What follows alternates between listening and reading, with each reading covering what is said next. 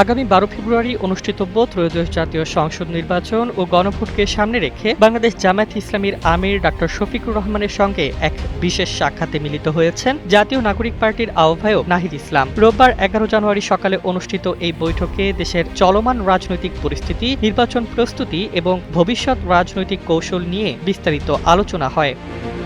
বৈঠকে নেতারা বিগত গণ অভ্যুত্থানের চেতনাকে সমুন্নত রাখা, একটি অবাধ, নিরপেক্ষ ও অংশগ্রহণমূলক নির্বাচন নিশ্চিত করা এবং গণতান্ত্রিক ধারাকে সুসংহত করার বিষয়ে ঐকমত্য প্রকাশ করেন। জামায়াত আমির ডা শফিকুর রহমান বলেন, গণতন্ত্র টিকিয়ে রাখতে সব রাজনৈতিক শক্তির মধ্যে দায়িত্বশীল সহযোগিতা প্রয়োজন। তিনি জাতীয় স্বার্থে রাজনৈতিক ঐক্যের ওপর গুরুত্বারোপ করেন।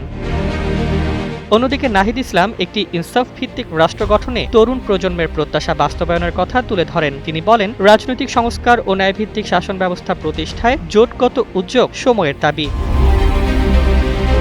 উল্লেখ্য, জাতীয় নাগরিক পার্টি ইতোমধ্যে জামায়াত ইসলামীর নেতৃত্বাধীন নির্বাচনী জোটে যোগ দেওয়ার সিদ্ধান্ত নিয়েছে। আসন্ন সংসদ নির্বাচন ও গণভোটে যৌথভাবে মাঠে কাজ করা এবং সমন্বিত প্রচারণা চালানোর বিষয়ে দুই পক্ষের মধ্যে ইতিবাচক আলোচনা হয়েছে।